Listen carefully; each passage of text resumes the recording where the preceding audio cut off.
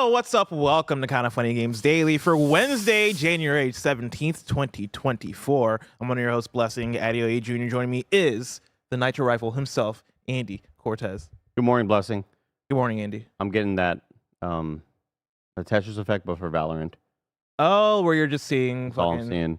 just path. I'm having dreams about it. Yeah. I'm having dreams that I'm pushing A site. Got a flanker that I hear behind me. Oh, you hear the footsteps. The You're one like Roger Corney. The 1v3. There's somebody in heaven, and there's somebody up in nest, and they're both got snipers. They both got ops. I've got the bomb. I have my Vandal AR. It's just like, who do I take care of first? How am I gonna outsmart this? Does every map have a heaven and a nest? No. Valorant? No. Okay. No, but it's cool when they do.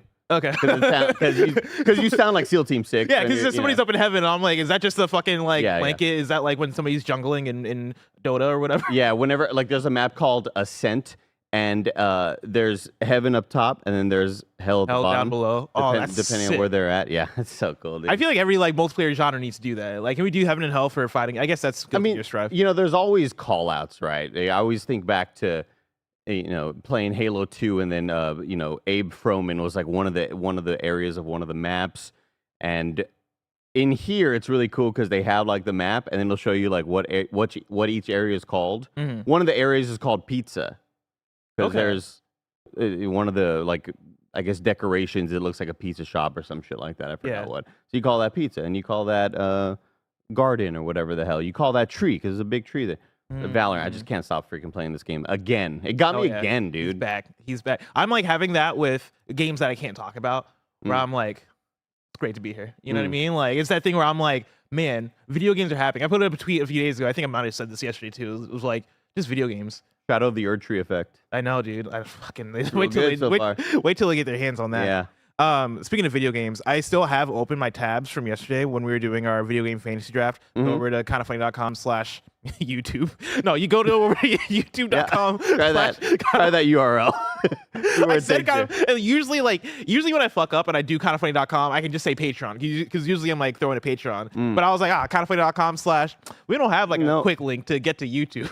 Right now, Barrett is on the browser. He's typing in kindafunny.com/YouTube to see what happens. Come on. Damn it. Oh, it took us to the website, kind of. And then you go to the bottom of the website and then click the YouTube button, and then it'll take you there. It's straight up just like an old person typing in no, you don't have to type in www anymore. You don't have to type in HTTPS. Yeah, they haven't had to for about 2 decades. Yeah.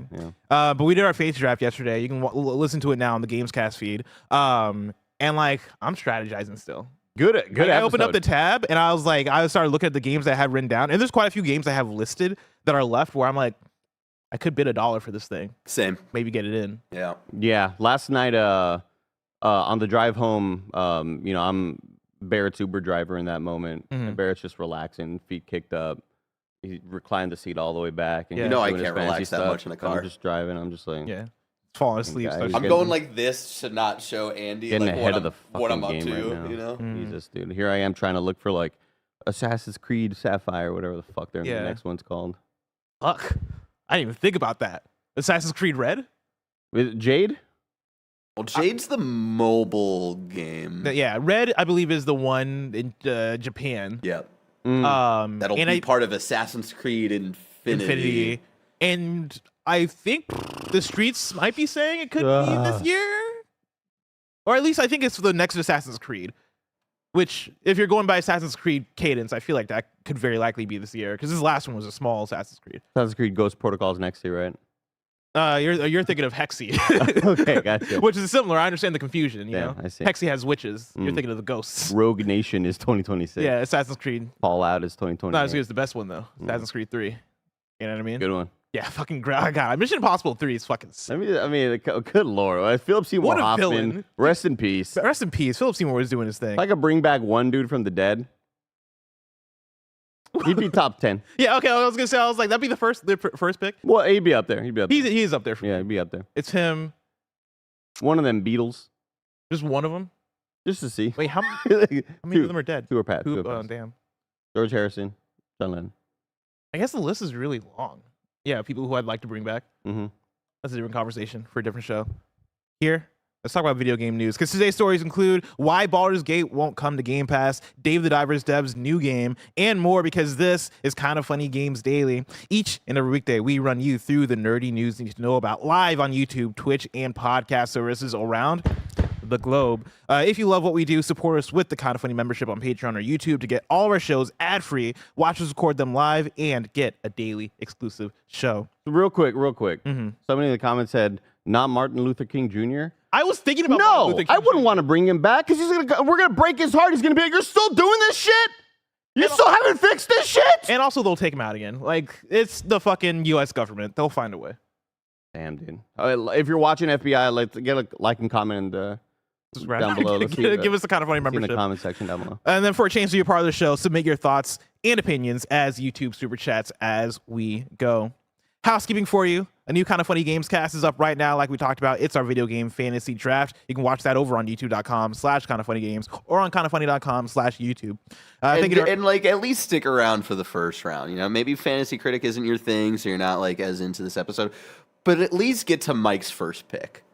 Because it might be the funniest moment of the year. If we did an award show for like best kind of funny moments throughout the year, kind of like Andy, what they do with like Dan Le Batard's show and stuff, like that would have to be a top contender. It's also just a must-listen episode because I think this episode does a good job of setting the tone for the rest of the year. Because I think it doubles as, you know, a lot of podcasts will do our most anticipated games of 2024, right? And like we'll bring a list and it's like, okay, yeah, this is the games I'm most excited for. Guess what? We're all excited for Final Fantasy VII Rebirth. I think this is a fun way to do it, where it is, all right, we kind of have to get into the Duffy of not only games that we're excited about, but games that we think are going to be the best games of the year. And it may be the only chance that you get us to hear talk about a lot of these games. Because there's a lot of titles that are picked that I'm not picking because I'm looking forward to them. I'm picking them because the version from 2-3 years ago that came out got a really good score, and maybe I'm not interested in that genre, but I feel like it's going to pop off review-wise. And that is another thing I wanted to say is that in doing this episode, right, like it's always a reminder of how good games are going to be for whatever year you're in. Like last year obviously was a great year. I think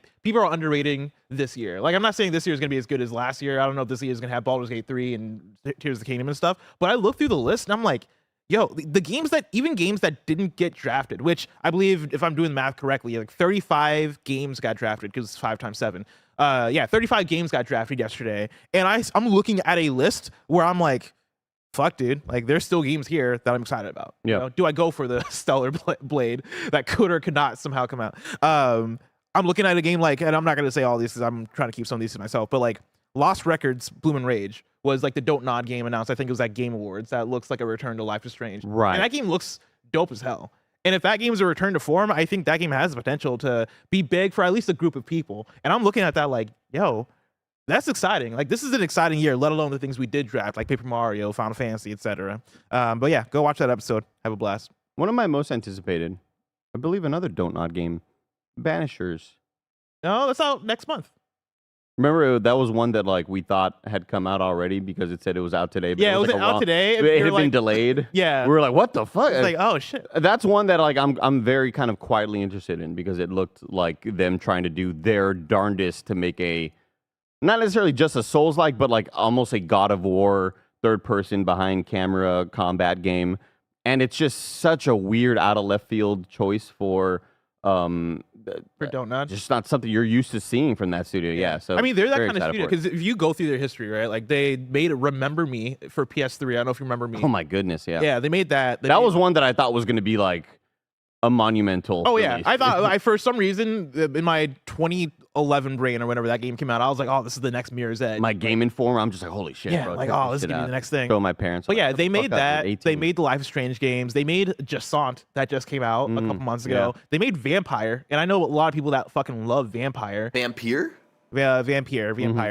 I think it's pronounced Vampire. No, it is. I don't like to call it Vampire because there's a Y. That game's sick as hell. Yeah, I know you like fucking like Yusuf and like quite a few people evangelized that game real hard. But yeah, like Don't Nod is they don't follow any sort of formula. They just make what they want to make. But then they also make Twin Mirror, and yeah, and it's like okay, well nobody played this, nobody talked about it, and then they also put out Tell Me Why, which I think some people they're taking risks, you know. Yeah, they're out there just putting out games. I think this game just looks really damn cool. For audio listeners, we're watching some Banishers gameplay, and it could end up being incredibly generic Yeah. And I hate using the example because we always kind of bring it up, but it could be my Outriders of this year. I love looking for every year having the version of that game that I really enjoyed. See, my thing is like I think it could be anywhere between, and this is a large gap, right? But in Outriders to what's that game? Amicia. The game with the Legend rats. of the Hidden Temple. Yeah, let's go with that. It could be anywhere between those two games. Oh, But you can't Godfall. Oh tell. my goodness, Godfall. Plague Tale. Plague Tale Innocence. Thank you. Thank you, Aethram. Amicia. We have to escape here, Amicia. Today we're brought to you by DraftKings Sportsbook, but we'll tell you about that later. For now, let's begin with what is. And also shout out to our Patreon producer, Delaney20. I don't know if I Thank said you, that part. Delaney. Appreciate you. For now, let's begin with what is, and forever will be, the Roper Report. It's time for some news. We have 6 stories today. A baker's dozen. Starting with our number 1. Larian Boss says the studio's games won't come to subscription services. This is Tom Ivan at Video Games Chronicle. Larian Studios CEO Sven Vink has said the company won't be putting any of its games on subscription services. I'm going to pause there and say Larian Studio did Baldur's Gate 3. There's no clarification there on that, but Baldur's Gate 3 Studio. You know them. You know who these guys are. Maybe. Commenting on X/Twitter, the Baldur's Gate 3 director said a world in which game subscription services became the dominant business model would be bad for developers and consumers alike. Quote, whatever the future of games look like, content will always be king, said Vink. But it's going to be a lot harder to get good content if subscription becomes the dominant model and a select group gets to decide what goes to market and what not. Direct from developer to players is the way, end quote. Vink was speaking in response to recent comments from Ubisoft's subscription director, who said he sees tremendous opportunity for growth in the business model if consumers can get used to not owning games like they have with music, movies, and TV content. Quote, getting aboard to okay a project fueled by idealism is almost impossible, and idealism needs room to exist, even if it can lead to disaster, Vink continued. Subscription models will always end up being cost-benefit analysis exercises intended to maximize profit. There is nothing wrong with that, but it may not become a monopoly of subscription services. We are already all dependent on a select group of digital distribution platforms, and discoverability is brutal. Should those platforms all switch to subscription, it'll become savage, end quote. Having previously suggested that Baldur's Gate 3 would never come to Xbox Game Pass, Vink went on to rule out bringing any of the company's titles to subscription services. Right now, Barry, is this the thread that we're referencing in the article? It is. This is just what he's talking about? You can look at on Twitter at Larian. So it's Larat Larian. Interesting stuff.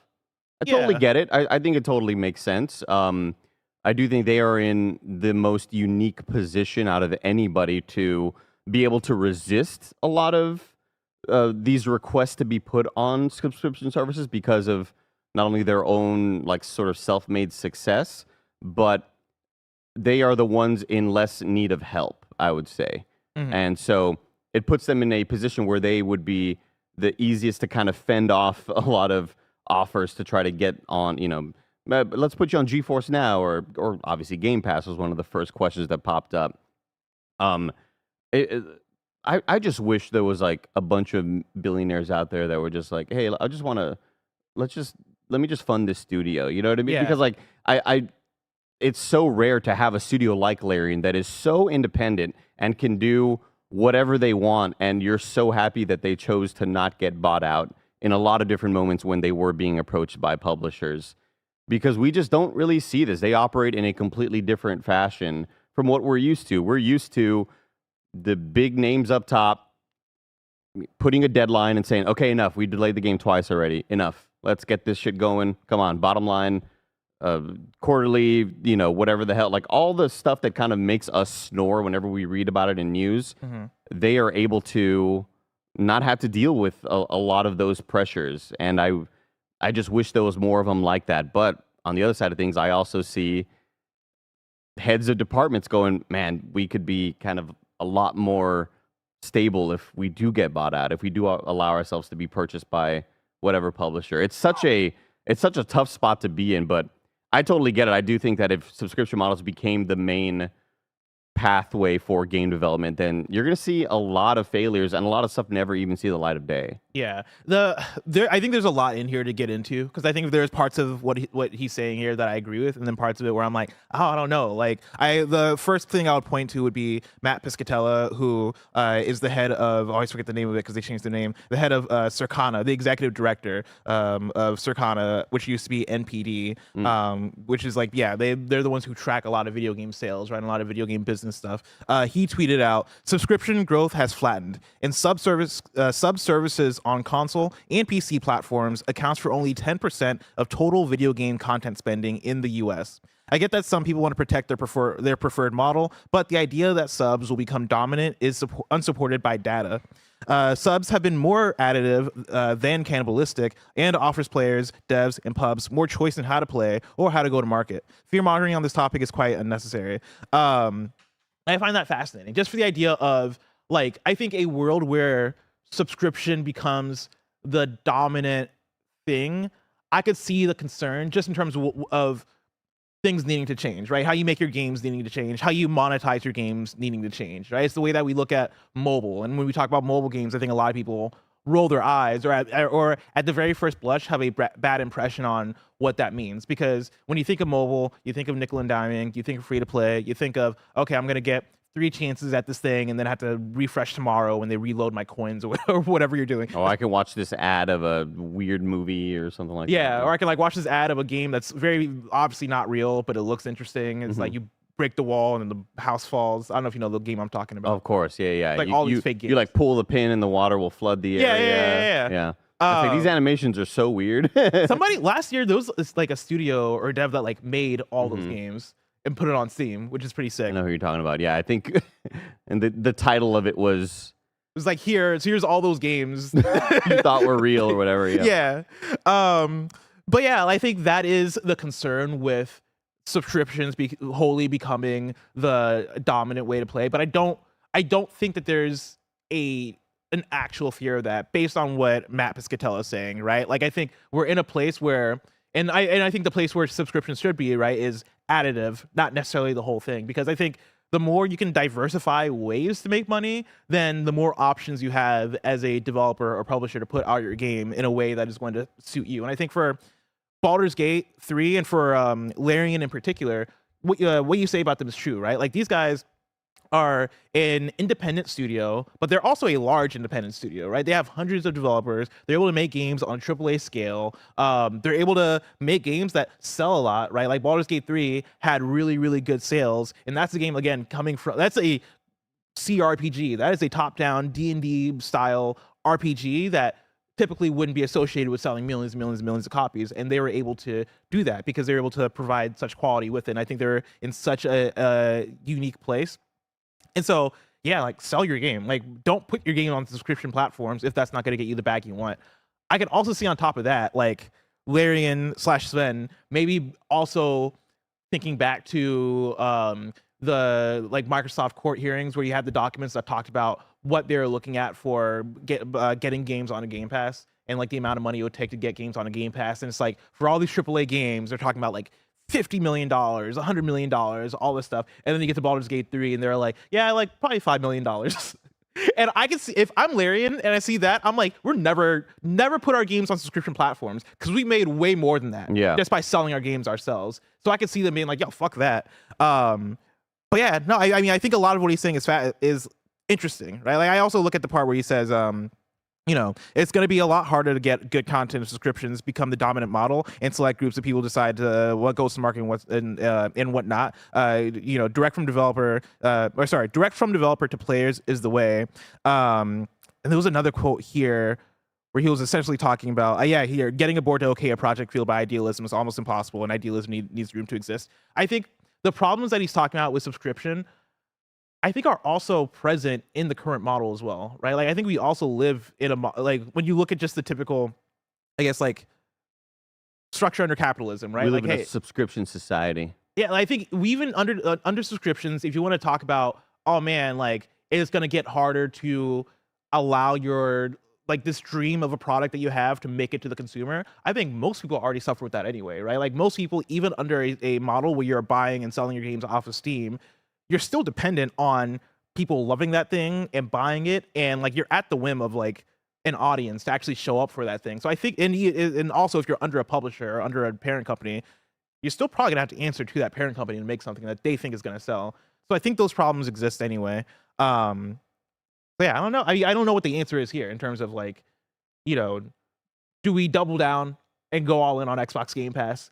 Do we run scared? Do we run scared of Xbox Game Pass because it's going to change the industry for the worse? I think that Larian's success here has shown a lot of other publishers and a lot of other developers that the subscription model is not the end all be all, and it can easily be used as an example, as you were talking about with those court hearings, that had we gone this route, we would have been far less successful than we actually were. If you believe in your product and if you believe in word of mouth sort of marketing and just kind of getting the name out there, you will far exceed profits based on what you could have done if you just sold it to the consumer or whatever. I think those talks are going to be like, it's so wild that Larian not only, I think, kind of changed game development, and a lot of people are going to be talking about what an achievement Baldur's Gate 3 was, but they also just showed a lot of other publishers and developers, if you put that work in, you don't have to do the nickel and dimey online stuff with microtransactions and all this stuff. You could just make a really amazing game and make a million times what you were hoping to make through Game Pass or through GeForce Now or whatever other streaming services there are. I feel like, honestly, Baldur's Gate 3, there will be a lot of cool stories heard and told about different big meetings at certain publishers between executives. And we'll learn about this shit in 10 years from now and being like, yeah, Baldur's Gate 3 really kind of changed the course of how we decided to make and fund these games. I really hope so, because I think when you look at Baldur's Gate 3 and you also look at something like Tears of the Kingdom, I know Nintendo is a very special case because obviously console manufacturer, and also like they're just a unicorn just of a company. Yeah. But when you look at Tears of the Kingdom and how much they took their time with that development and like having a year of polish and what that did for the final project and how much that shined, right? And then you also look at Baldur's Gate 3 and them being able to go, hey, we have a vision here, let's see it through, let's launch an early access, let's polish, let's take in feedback, let's do everything that's needed to make sure that we're putting out a great game and that works and it sells. I really hope that a lot of publishers and developers are able to look back at that and use that as influence, right? Use that as lessons. I hope there are GDC talks that are Sven or whoever like talking about how they're able to make this happen, because I think the tough thing too, and this is something I always bring up. I brought it up, I feel like, this week already in a conversation with Tim, right? Of video games are so many things, right? Video games are, they're games, but they're also stories, they're narratives, but they're also art, and they're also technology. And for all these things to work together in tandem, it's very difficult. They're also business. I should mention that too. And the business aspect is a tough thing because, like, I mentioned Tears of the Kingdom and how they took a year to polish. Most developers, the vast majority of developers, do not have that, don't have that ability. Nintendo is Nintendo, right? Like, they have all this money. They have the platform. You can't sit on your Pokemon Violet and Scarlet money. You can't sit on your Animal Crossing money from 3 years ago, Yeah. And they're allowed to be weird, and they're allowed to have that kind of like secrecy of not announcing things and all that stuff. But like a lot of video game developers, like you've seen in the last few years, a lot of developers are announcing their games really early just so they can get people to work on those games, right? Like Splinter Cell was announced not at E3 or not at a Ubisoft Forward. The Splinter Cell remake was announced as a job listing for them to go, hey, come work on Splinter Cell. Like, that is what a lot of developers are going through. And like the idea of, oh yeah, we'll just sit a year and polish, that luxury doesn't exist for so many developers. So I wonder if there is like a lessons learned kind of thing of how do we get to the place where we can, at the very least, like if not sit for a year of polish, get to the place where our games can be a Baldur's Gate 3 situation where it is, hey, we are working hard on this thing and we are being able to see through a vision and make sure that it comes out in a way that has audiences satisfied and not buggy and all this shit. I think just our hopes are kind of summarized by the sentence by Sven Vink, which is, getting a board to okay a project fueled by idealism is almost impossible. Yeah. And we are being very idealist right now. Sure. I just really hope that last year was kind of that big sort of not only just kingmaker, but kind of industry changer, you know? I just had a thought because, you know, like, I think I understand the worry about subscription services and that as a model, because look at like how kind of streaming services have been kind of ballooning and kind of imploding a little bit as well for like the last year or so. What's going on with Max, a little bit with Netflix, and then ultimately also how people are properly getting paid.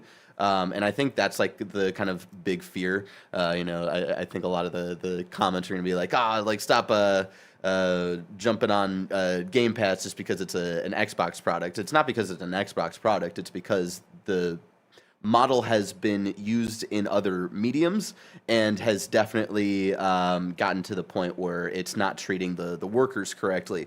And so I think that's a very real fear for a lot of devs. So just to give that context. And to be clear, right? Like I don't think I'm jumping on Game Pass. Like I like Game Pass. Yeah. In this conversation, and I agree. Like I'm in support of Game Pass. I think there's a room for it to exist. I think there should be some careful treading of water of letting it balloon like streaming services did. Yeah. You know? My counter there would just be to say that in what we see with Max, Netflix, etc., that stuff has become like the dominant force, right? Like everybody has streaming services.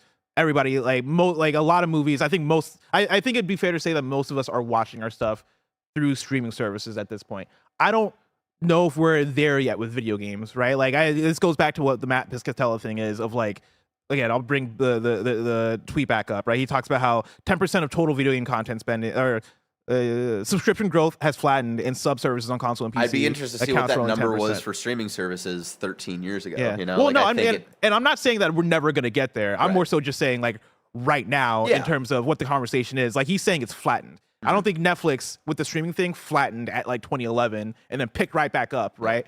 So I think we're at. I think the fear mongering aspect of it is what Matt is getting at. Of like, we don't necessarily need to be scared right now because it doesn't seem like it's going that way. Not that it's impossible, but it's not a place of like, oh, everybody freak out. Like Game Pass is taking over and video games are changed now. I do think Game Pass is an additive thing to how we already play video games. It's fucking fantastic. And to go off on the streaming service for you know, whether it's Netflix or Hulu or Disney Plus, the bigger issue there was just like the core needed systemic change of when we put out that movie on DVD or that our show gets shown on USA or TNT, we're getting those residuals, and that's why you put that shit on streaming services and you weren't getting residuals. And people were saying, God damn, Suits is the number one viewed thing all of 2023 on Netflix. Mm-hmm. And none of us actors are seeing shit from that because that's not how the business model is paying out. And Nick Scarpino didn't get a penny from that because he was a trendsetter. He's the one who really set the tone, really. And that's why there's a lot of other game developers calling out for like, why the fuck don't we get residuals? Yeah. And those are also little small conversations that don't have a whole lot to do with this and in terms of how employees are being paid. But that's just another one of the little small little things that just kind of like falls off, and you know, there's a lot of issues like that. And like to go back to the conversation of like, again, subscription services for video games, right? And like what they bring, what they don't bring in terms of like the positive and negatives. I still think we're in a place right now still where obviously we've seen so many layoffs in the last year and we're continuing to see a lot of layoffs. And right now something's got to give. Like I think there's something that has to change within like the monetization of the video games industry, and a lot of that stuff is probably gonna be bad stuff, right? Like I think we're gonna see probably games either get more expensive or we're gonna see more nickel and diming on the DLC side or like live service side of things. And I think a lot of that is gonna be stuff that's probably gonna be bad for consumers if Game Pass / just subscription services, right? Not just Game Pass, but if sub services can become a way, like an additional way for developers to go or publishers or whoever to go, oh man, we can make an extra amount of money because Xbox or Microsoft is going to pay us to put our things on here. In that way, it's not a big sacrifice to like put out this game that I'm selling my house to make. Then I think for me, I think that's a good thing in that scenario, right? In those cases, and I think a lot of those cases do exist. To the Baldur's Gate Larian Studio thing, it is going to be case by case. It is going to be studio for studio of what is going to work for the game you're making in the studio you are. We just talked about the other day of Foam Stars is launching in like a couple weeks, which is crazy, on PlayStation Plus. And me and Tim were like, fuck yeah, like are people going to show up and buy that thing for full price day one for the kind of game that is? Probably not, but like putting out on PS Plus and maybe having the skins or having the cosmetics or probably getting that lump sum from PlayStation or whatever the deal is going to do a lot better for that game than them going, hey, fuck sub services, we're launching at full price. We're foam stars, everybody, come out and buy it. It's just like, no, you're not Baldur's Gate 3. Like, this game's not going to be Baldur's Gate 3, and so you have to find a different lane to go. Yeah. I think we're in a place where like people just have to test things out and figure things out. Otherwise, I think we're going to keep going down this road of more layoffs, the video games industry not making, I won't say not making as much money because it's making more money than ever, but I guess games not being funded in the way that, and developers not making the money in the way that they should. Yeah, I think the artists in power will ultimately, the artists rather with power will be able to control the destiny of their product in the ways that we saw Christopher Nolan saying, I'm not gonna put my shit on streaming service day one. You kidding me? Yeah. Like this shit is like deserves to be on the big screen. It's Mission Impossible, whatever the most recent one that was very disappointing, Dead Reckoning. Like, no, we're not gonna put that on a streaming service. I'm gonna wait until like theaters can be opened up again to be able to put this movie out there. And I think Larian was able to do that. And I just wish that we were able to see a bit more control in the hands of the artists that want to be putting out their products in the way that they prefer. Moving on to story number 2. Dave the Diver's developers' next game is a MOBA called Wake Runners. This is Wesley Yinpool at IGN. Dave the Diver developer Mint Rocket has unveiled its next game, a multiplayer online battle arena, aka MOBA, called Wake Runners. Wake Runners, which is clearly nothing at all like Dave the Diver, is a fast-paced 4v4 and 5v5 top-down multiplayer team battler set in a dystopian sci-fi future. I'm of the opinion right now, Bless, that if you just put runners after any noun, it's going to be cool. Have you seen gameplay for this?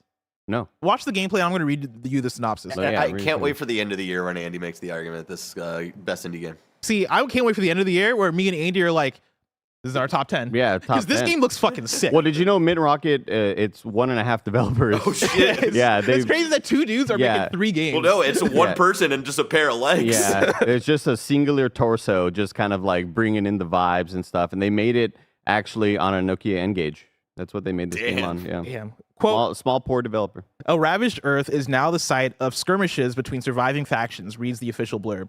The fast-paced gameplay features combat at close quarters, while combatants glide across battle arenas at high speeds using a unique acceleration and deceleration mechanic. Wake Runners offers a variety of characters, each with unique abilities, personas, and battle styles. Players have the ability to swap characters mid-battle, which allows them to strategically use a variety of skills throughout a battle. End quote. How are they going to take on Crash Team Rumble, though? How are they going to do that? In Pokemon Unite. A Wake Runners Steam Next Fest demo is inbound February 5th to the 12th. It'll feature 5 game modes and 7 playable characters. Game modes include Team Deathmatch, Raider mode, Control Conquest mode, Command Siege mode, and Escort mode. It's a busy time for Mint Rocket, the studio owned by South Korean publishing behemoth Nexon, following the breakout success of Dave the Diver, which has sold an incredible 3 million copies since going on sale in June of last year. Mint Rocket announced a 16-player PvPvE multiplayer post-apocalyptic zombie stealth survival game, Naquan, Last Paradise, and now Wake Runners. Again, crazy that just 2 dudes in an office are doing all this, but and they're part-time. It's their part-time job. Part-time. Yeah. Like they have their full-time jobs. Yeah, still going. They both work at Office Depot. They work at Pizza Hut. I worked at Pizza Hut. Let me tell you, I miss that job. I miss it. I fucking delivering pizzas all day. Yesterday, I'm not lying to you when I was like, I had my Nick Scarpino was in a meeting with Tim, and we were supposed to go get lunch with Mike, and I had my finger on the add to cart. I had my thumb on the add to cart button. Yeah. So I was going to get myself a little Pizza Hut. I was going Next time you get Pizza Hut, tell me, because I'll get some with you. I fucking love Pizza Hut. Pizza Hut is fucking great. Like jokes aside, before I put the jokes aside, while the indie developer is doing all this. Yeah. Now, jokes aside, I think this game looks cool, and I do not play MOBAs. Like I tried League of Legends once. People in chat were mean to me. Not like the Twitch chat. I was playing this like before I even tweeted. It was like 2012. It was me, my friend Bailey, and Addison? strangers. No, Addison wasn't doing it. Damn. Unfortunate. Bailey I met at church. He's cool. Oh, okay. But like to start playing it, let me tell you, that in-game chat, I didn't know what I was doing. They're really mean. They're like maybe the meanest I've ever like experienced in in-game chat, and I was like, never again am I booting up this video game. It can definitely be a different level. This looks interesting. I just worry that this is another one of those. You think so? I do. I Yeah. think that there are a lot of games that try to get into these markets, and maybe success for them is lasting 3 to 6 months. Maybe like that's kind of where I've been changing my mentality on this is, obviously pie in the sky number one wish is that this multiplayer competitive game that you're working on becomes a staple, and it becomes one of the big titles that when everybody says, when Apex jumps on the scene or Overwatch joins this, kind of not really crowded multiplayer area, but those become new staples. And now if you're not maybe playing Call of Duty, maybe you're playing Overwatch or Apex or Rainbow Six Siege. Like those games always will have large player bases. Pie in the sky wishes for these developers in these games, I think, is to become one of those. But the more and more I think about it, I feel like maybe they see it as a positive if these games last 3 to 6 to 9 months. And like, hey, that puts us in the green. That puts us in the black. We don't have to worry about this game being a long time investment. It made its money back in its first 3 months. We're good. We did our jobs. Oh, we made some extra money as well. We'll continue the servers up for another year or so, but we're not really expecting this to be a game changer and something that stays in the industry. I would love to just talk to somebody from either Nexon or Mint Rocket to understand what the fuck is Mint Rocket? Like, what the fuck is the studio? Because they come out, they lead off with Dave the Diver, and Dave the Diver is this game that blows people away. And well, the way it seems like is like Mint Rocket. It's similar to all of the small studios, not small, but the studios within Nintendo. Yeah. Where this studio works on the Mario 3D games. This studio works on like Mint Rocket is a studio that was like formed within Nexon. Within Nexon, yeah. But like I'm just really fascinated by the idea of like you guys formed this subsidiary studio to like make games, and they're working on 3 projects, and the 3 projects are the most different projects you can imagine, right? One of them is a pixel art diving fishing. You're managing a sushi restaurant game with a bunch of like weird mini games within it. It looks like a really cool indie title. I guess like it's like an indie style fucking thing, right? Yeah. And then the next game that you announced is this PvPvE multiplayer post-apocalyptic like survival stealth game. And now you're announcing this MOBA that it is fast-paced, like combat-driven, looks really cool, and all this stuff. And I am just very fascinated by, like, to your point of what is the goal here? Like, is it like for Dave the Diver, right? Like, it's not a live game, so you imagine the goal is, hey, sell a bunch of copies. Just like make something that's fun. 3 million really back like. for a small-ish game, you know, that we weren't expecting to do gangbusters, right? I also think about just the flexibility within Nexon that, like, just because it's Mint Rocket that's working on this newer MOBA title that looks nothing like Dave the Diver. Who knows if like the whole Dave the Diver team was then moved to work on something else, and then a bunch of other people were then sent back to Mint Rocket to work on this new thing. Like it could. I feel like because these studios have so much money and these publishers and developers are so flexible that they can kind of get into whatever game they want because they have been successful. Like there's one narrative that I really hated amongst all of the indie like talk and I walked back all those statements, by the way, already. Like I know that like once more and more info came out, I was like, oh, Mint Rocket is not a team of 10 people. It's actually a lot more, right? The thing I hated was like, oh, well, they had a lot of money. Of course the game was good. Bullshit. There's a lot of games that cost a lot of money to make that suck. So, like, I hate the idea that just because you pump money into a product that the game is now good. Like that, I think that's absolute bullshit. But, yeah, when you have so much money in the bank and you can fund these products that you think are going to hit, like, I'm right there with you. I would love to talk to these executives and be like, what's the goal for this? Yeah, like what's the strategy? Well, what is a winning scenario for this Wake Runners game that's coming out? You know, like if it makes double the amount, or if the servers last for however long, what's a winning scenario? Let me tell you a winning scenario. Patreon.com/KindaFunny. Over on Patreon.com/KindaFunny, you can go and get the show ad-free. And speaking of ads, let us tell you about our sponsors. DraftKings Sportsbook, an official sports betting partner of the NFL playoffs, is bringing you an offer that'll help make the playoffs electrifying. New customers can bet $5 on any game and get $200 instantly in bonus bets. Snowbike Mike's Bills are a 9.5-point favorite against the Steelers, and Andy's Dallas Cowboys are a 7-point favorite against the Green Bay Packers. Download the DraftKings Sportsbook app now and use the code KindaFunny. New customers can just bet $5 and get $200 instantly in bonus bets. Only on DraftKings Sportsbook with the code KindaFunny. The crown is yours. Gambling problem? Call 1-800-GAMBLER or visit www.1800gambler.net. In New York, call 877-8-HOPE-NY or text HOPE-NY. In Connecticut, help is available for problem gambling. Call 888-789-7777 or visit ccpg.org. Please play responsibly. On behalf of Boot Hill Casino and Resort in Kansas, 21 plus age varies by jurisdiction. Void in Ontario. Bonus bets expire 168 hours after issuance. See dkng.com/football for eligibility and deposit restrictions, terms, and responsible gaming resources. Download the DraftKings Sportsbook app now and use the code KindaFunny. Yeah, I want to thank real quick, Blessing, Style Gem, who gifted out a sub to Rayman in the Twitch chat, and Reem Pup, who resubscribed for 33 months and says, I love you. So you can resubscribe, or you can get your super chats in to ask us questions about certain topics we've been talking about on the show. Yeah. Remember, we got a super chat question or a session, a super chat segment coming up later in the show if you want to ask us those questions. Moving on, though, to story number 3. Xbox incorrectly posted news that Final Fantasy 14's online open beta was live, confusing fans. This is Taylor Lyles at IGN.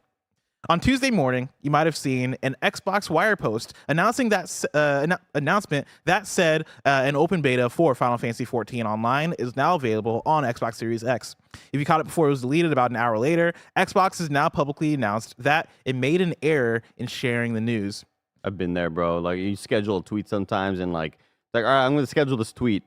And then it pops up as like February 16th. It's like, dog, why is that so far away out? Like, I want to schedule it for the next day or so. Yeah, I get it. I've been in a post on X/Twitter, the Xbox Wire team revealed that it incorrectly posted news that the Final Fantasy 14 online open beta was now available on Xbox Series X. It also confirmed it would follow up with a correct release date when the open beta is available to Xbox players.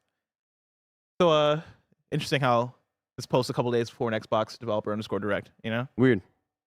You know? Interesting timing. It's also interesting. But isn't that all in-house stuff, though? Like, I feel like it would be weird to bring in, like, a Square Enix thing in the middle of that. I think because the Square Enix thing, like, when they announced at the last Final Fantasy 14 event, I believe when they had announced the Xbox thing is happening, it was, like, a big deal. Players. Yeah, I don't think it's too out of the norm, because I think back to a lot of different, not just Xbox developers things. Obviously, that's a much more special event, but I think back to a lot of Xbox E3 conferences where Phil Spencer goes up on stage and says, hey, we're getting all of these games from these Japanese publishers and developers that you all have been wanting to have here. Like, that's always like seen as a big win for audiences that they're trying to get within their ecosystem. So I could see it happening there. I think you're right there though, Barrett, that that's not an Xbox developer, right? But that's true. But I do see them announcing that to, win favor. Yeah. Or it is like a February 16th thing. Is February 16th like a day for Final Fantasy? My birthday. Oh shit! They're like, oh, well, let's drop Final Fantasy 14 for Andy's birthday. Andy ranked it number 2 in his top 10. Yeah, they just put it out a month early. But are people scheduling tweets a month early? Maybe Microsoft. I don't know. I don't think so. Things change too much, man. Yeah. Moving on to story number 4. Thunderful announces restructuring that'll cut 20% of its workforce. This is Marie Dallas Andry at GamesIndustry.biz. Thunderful Group has announced a restructuring program to decrease costs, which will include both significant staff reductions and potential divestments, the company said. Around 20% of its workforce will be affected, Thunderful said, with the firm hoping to see the effects of the restructuring on its finances from the second half of 2024. The aim of the restructuring is to improve the firm's competitiveness, Thunderful added, by lowering costs and refocusing on areas that bring it the most profitability.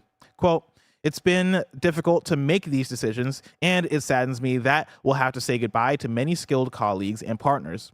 Nevertheless, I am convinced that this is a necessary direction for Thunderful and that these changes will make the company a stronger player in the market, Thunderful CEO Martin Wolfisz commented. Man, we're on pace to break some records this year. Yeah, dude. Like, it's still January. Like I had to like look down and check because like the amount of numbers we've This seen. the 6th or 7th time already this year, maybe. I mean, I think it's like maybe like 3rd or 4th of like the big ones that's like really broken out on the internet, but it's large numbers within these. We're on mid-season form already, record-breaking pace. Yeah, right the thing now. is like well, I feel like the numbers were hidden by last year. We were fucking into the year at this point. I just wanted to bring up the page of like all of the games that Thunderful has worked on, just in case like people didn't really remember them. Remember that stream where we played Pumpkin Jack Bless? Oh yeah, I do remember that. I forgot about that. They're game. also I don't know if they've always been in charge of like SteamWorld Dig IP, but that's something that they've worked on. Viewfinder from last year. Yeah. And then there's a couple of other ones. I Yeah, remember like Lost in Random. Random. Is that Lost in Random? I think Fire Girl, the Gunk. Lost in Random was an EA original though, so maybe that's a port. Yeah, maybe. But yeah, the golf, that was a cool. they're doing like roguelike. Super Meat Boy stuff. Planet of Lana. Planet of Lana was the one I was trying to think of. Yeah, Planet of Lana and Viewfinder. This sucks to see, especially because like you want to talk about a company that's like poised to do cool things. I'm always a fan of like the Devolver Digitals of the world or the Annapurna Interactives of the world, the indie publishers that have a pretty good vision and are making it so that these games can like come out right and like for them to oversee like a like We think this catalog. game deserves a voice. Right? Yeah, and like have a catalog of games that seems to sing somewhat, right? Like I think you look at that 2023 slate that they have on their website, and it's like, yo, y'all are doing some things here. And it'd be great to see these guys like grow and continue to do that thing. But yeah, like seeing layoffs worries me and also bums me out just for one, people losing their jobs, but then also I think Thunderful is a company poised to do pretty cool things. So, our hearts go out to people who are losing their jobs. Story number 5. 2K has announced a Top Spin reboot with a teaser trailer. This is Tom Ivan at Video Games Chronicle. That's cool, dude. 2K has officially announced that it's rebooting the Top Spin series. Confirming a previous report which claimed it planned to bring back the tennis franchise, the publisher has announced Top Spin 2K25.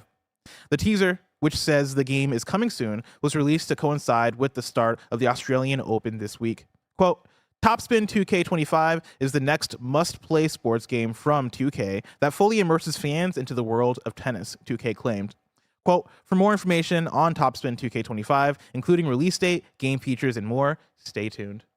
I used to rent this game so much Yeah? back in the day when I was in like, I always had a tennis era. My brother was really big into tennis and he was very good at it. And I tried to play tennis and my middle school coach never showed up to practice. She just would never ever.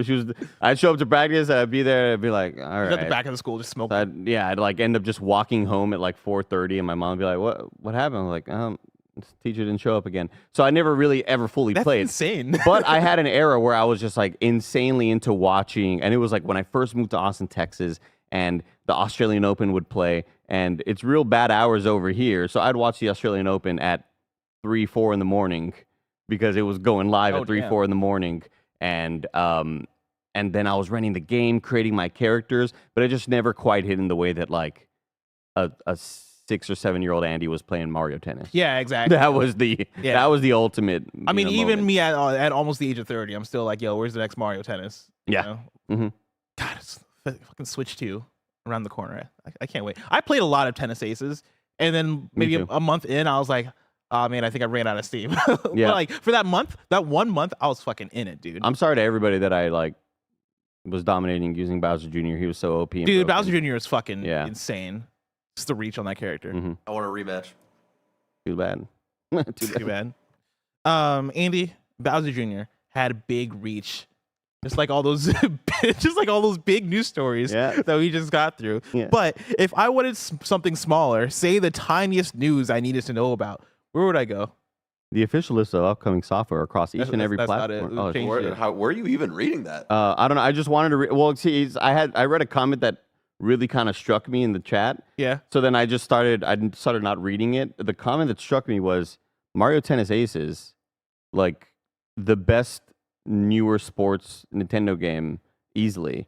And I was like, holy shit, I think you're right. I mean, what Mario Golf is up there, I think. Oh man, I don't think so, dude. Like Someone else said Golf. Mario Tennis Aces is the best tennis game ever, and I don't even think it's the best Mario Tennis game. Oh, no, it's not the best compared Mario to Tennis game. compared to Strikers. I was like, damn, that's a hot take. Well, but yeah, I think Strikers that's a is true take. like fucking bottom. I think it was way better than Mario Golf as well.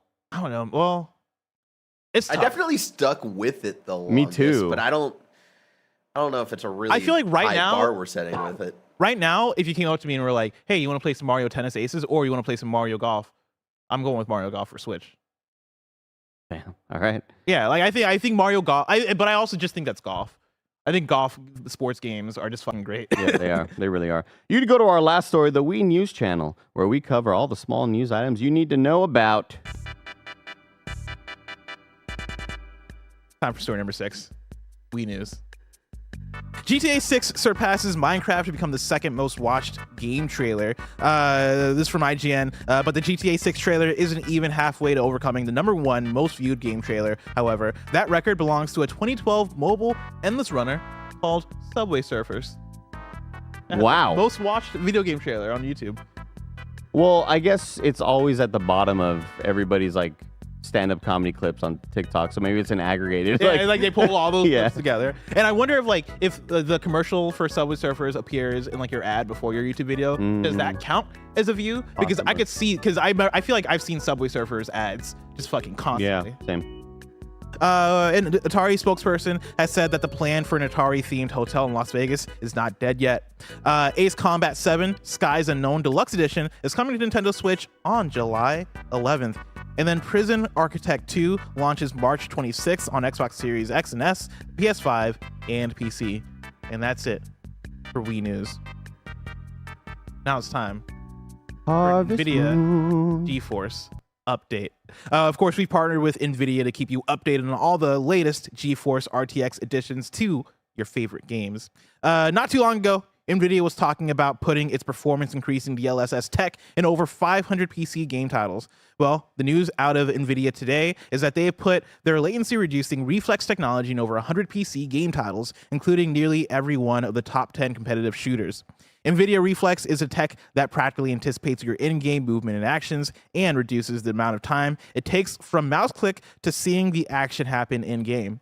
And Reflex isn't just for the new 40 series graphic cards either. If you're gaming on even a 900 series, you can take advantage. And if you are still on that 900 series, don't forget NVIDIA has 3 new super GPUs out this month, with the new RTX 4070 super GPU available today. At just $599, it's a great upgrade for your 1440p gaming. On to games though, who's up for some Power World this weekend? This game will have NVIDIA DLSS 2 with its January 19th early access launch, making it much easier for your cute and lethal companions to wreak havoc at high frame rates. There's a GeForce Game Ready driver you can grab today. Make sure your RTX card is set all in advance. Also, a bunch of games are coming up soon that'll be getting DLSS 3 treatment on PC, combining high performance with top graphics quality, including Dragon's Dogma 2, PAX Day, Layers of Fear, Throne, and Liberty, and we'll continue to keep you posted. It looks like another busy year for video games, Andy. Let me just tell you that Pal World has automatically solidified like probably top 5 status for Mike this year. Is he already playing it? Early access is out, so he played a bit of it last night, and the way he was glowing about it, I was like, "This is really top 5, top 3 for him." Top 5, top 3. Mm-hmm. Wow, crazy contender. It's his. I refuse to believe it's his Rocket City this year. Yeah, but I think Power World would probably be better than Rocket City. Because it's essentially what it is, and what I didn't know about it, I thought it was just like this, oh, it's a silly Pokemon with guns thing. Yeah. What a funny, weird game. But it's essentially Ark survival with their version of what Pokemon are. You capture Pokemon to like take out with you into the field to maybe battle other Pokemon to capture them, but then it's a lot of like survival, building houses, building little bases or whatever the hell. So it's like a survival game. I thought it was more of just like this weird adventure Pokemon ripoff. Looks cool. And then for those of you curious on the next Ray Trace game title, we can share that too. In March, we'll see Diablo 4 put Ray Trace reflections and shadows in game. And you'll be able to pick off demons rapid fire style, enjoying that upgrade with DLSS 3. Oh, I'm going to fire that bad boy up. This game looks so pretty. When you're running Diablo 4 at like really high quality, it's stunning to look at. It's really damn good. Now it's time for the super chat set. I keep wanting to say super chat session. Segment. segment is the word I'm looking for. Oh, okay. But I guess it's also Session a works. session. Yeah, like, session. Yeah, session works. We have one super chat in from Noah who writes in and says, y'all are killing it. Great conversation about service games. I really enjoyed Andy's point that a game may only need to be successful for 3 to 6 months. Never thought about it that way. Thank you, Noah. Thank you for your $10 super chat. We got Force Inept with a resubscription for 50 months over on Twitch using tier 1 subscription. It says early access starts the 19th. Are you talking about Pal World? Pal World, Mike was streaming it last night. So I think Did your voice crack when you said Pal World? Pal World? Pal World? Yeah, I'm not sure it comes to Game Pass on the 19th, I think. Yeah. Does come to Game Pass. So if you got that Game Pass, you can fire that bad boy up. Mike is out here breaking embargoes. Is that what's happening? No, he ended up streaming it because he saw a lot of other people streaming it as well. But yeah, that's one that I definitely, after watching Mike play it, I was like, you know what, this does look pretty cool. His VOD's up on his YouTube channel. Cool. And yeah, like to the 3 to 6 months thing, I think that brings me back to like the conversations we had about Outriders, where the Outriders devs were like, hey, this isn't a live service. Like, this is just a video game. And we played it and finished it, and we're like, all right, cool. Like, we just played Outriders. Yeah. We just beat Outriders. It brings me back to when I beat Destiny. And like, I played 80 hours. I did the, no, was it called the Leviathan raid? That's not right. What was the first raid in Destiny 2? Vault of Glass. Oh, in Destiny 2? Yeah. That was Leviathan. That was Leviathan raid? Yeah, okay. I played the Leviathan raid, beat the motherfucker with the chalice. Yeah. Beat that and was like, cool. Yep. Finished Destiny. I'm done here. And people were like, oh no, but there's an expansion coming up. And I was like, did I beat the dude with the chalice in his hand? Yes. Did the credits roll? I don't remember, but I beat it. I beat the fucking game. I think if you're making a game as a service game, all you got to do is like just act like you don't care in order for it to seem success. It'd be like, yeah, we're putting out this game, but like if you don't keep playing it, like it doesn't matter to us. Like we still got you, no problem. Like, that's basically what Multiverses kind of did that. Like they were like, yeah, we're the game was always just a fucking early access beta game. We're taking it down. We were like, I thought this is out. We're like, no, man, it never officially released. We're unreleasing it so we can work on it for another year. Very fascinating. And that game still doesn't have a release date, by the way. It's this year, though, right? It's supposed to come back out this year, and I'm curious on how different this version of the game is going to be from the version we played already. Because the version that came out felt pretty final. That felt like a full game. How fucked up would it be if they took out Shaggy? I'd be so mad. I thought you were going to say if they just took it all down, because I'd see that as a reality as well, of them just saying like, you see that fuck. I could see the JPEG right now. Yeah. The black. It's a black thing with white text, and it's got like a logo. It's like Multiverses community. We're so sorry to bring you the news that we're similar to what like Amazon Games did with that one game where they came out. Crucible. Yeah, like I could see that as a reality, especially after seeing like, do we want to keep putting money into a product that is already going up against look at Nickelodeon All-Star Brawl 2 that like didn't necessarily sell gangbusters either. So like, yeah, but like Multiverses, I think was doing a lot of things the right way is the thing. And I feel like more people were actually talking about Multiverses rather than the Nickelodeon one. Like Multiverses made waves in a way that I don't think any of us expected. So I think because you saw LeBron throwing a basketball at Velma's face. That is true also. Yeah, like Multiverses was so ridiculous that people kind of had to pay attention to it. But it was also free to play, and I think was doing a lot of the live service battle pass type stuff pretty well. I was enjoying it a lot. And yeah, like the streets were talking about it. Like I would see it all over TikTok. Whereas I think Nickelodeon All-Star Brawl 2, in my opinion, I think plays better. Like I like playing Nickelodeon All-Star Brawl 2 more. I agreed with like the part 1. I never played part 2, but when I played All-Star Brawl 1, I enjoyed the movement and mechanics a decent amount more than Multiverses. And so I think that's the weird balance where Multiverses I think just had more hype because LeBron's throwing a basketball at Velma. Yeah. But Nickelodeon just played better. I don't know if that like led to people being like, oh, well, it's whatever. Yeah, I could also see it being that where WB is just as a company overall, just trying to get tax write-offs and all that shit. Like I could see them going down to this developer and being like, all right, we got to cut it because we're trying to save as much money for our executives and CEOs. Yeah, they launched like the new Multiverses with a character just named Max. And like his whole gimmick is that over the course of the match he just fucking dies slowly. He just takes more damage. David Zaslav is the final boss. Yeah, it's like nobody's hit me. Why am I at 100%? We have one final super chat from CJ Splitson. $5 super chat over on the Twitch side says, imagine if Hellblade and Stellar Blade came out the same day. And that'd be Two blades. That would be another Deep Impact Armageddon release. Hella Stellar Blade. Yeah. Hella Stellar Blade. That would suck because I'm really looking forward to Stellar Blade. Like, I just think that game looks cool, but I would 1000% play Hellblade before I play Stellar Blade. Me too. I'm putting Stellar Blade on the back burner. I'm sorry. I gotta see what my girl is up to. I'm gonna see what voices voices are saying. I'm gonna figure out a way to steal Greg Miller's like credit card, and that's my PC is powerful right now, but when Hellblade 2 comes out, I'm gonna figure out a way to like. I need to play this at NVIDIA Inc. Like, I need to go down there to their studios to play this on a $40,000 machine. Yeah, you're right about that. I think Hellblade is probably going to be a PC joint for me, for sure. Think about all the ray tracing it's going to have. Oh, man, it's going to be on the widescreen. Going to find the best pair of headphones, too. That shit is, like, not going to run well day one on PC. Oh, Hellblade? I just have a feeling. Like, it's every other release. You got to rush that shit out. And, hey, if it drops to 41 frames per second a decent amount of times, we can live with that. Mm-hmm. It breaks my heart. Did you play the first Hellblade? Oh, yeah. My one wish for this Hellblade, because I love the first Hellblade. Probably one of my that was 2017, right?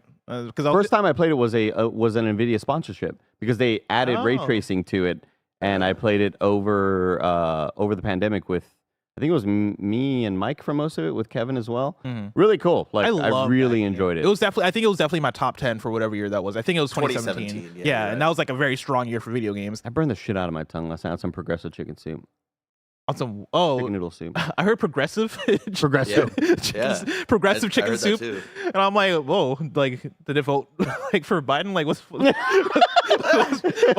progressive about I was thinking like Progressive the company. I was like, they make chicken noodle soup now? That's fucking weird. It's like, what a pivot. But my hope for Hellblade 2, my biggest hope is just that the combat is better. Because that was my biggest thing with the first one. It's just like, the combat I thought was fine, but it was also very, very one note. It was totally okay. Yeah, totally okay. Whereas everything else in that game, I thought was so fucking sick. Yeah. Just make the combat better, and like we're gonna have a masterpiece on our hands. Go get him.